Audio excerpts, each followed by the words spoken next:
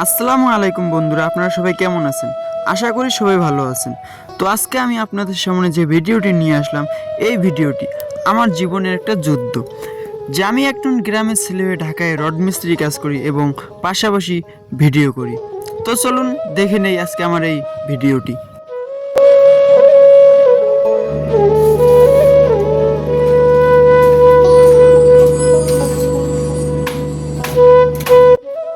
একটি বড় দালান তৈরি হওয়ার পিছনে কত মানুষের পরিশ্রম, সময় এবং দক্ষতা জড়িয়ে থাকে তা অনেকেই জানে না।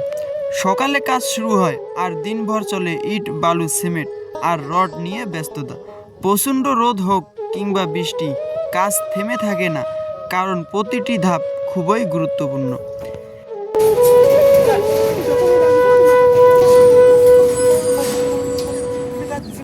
একটি ভবন শুধু ইট পাথরের কাঠামো নয়, এটি অনেক মানুষের স্বপ্ন।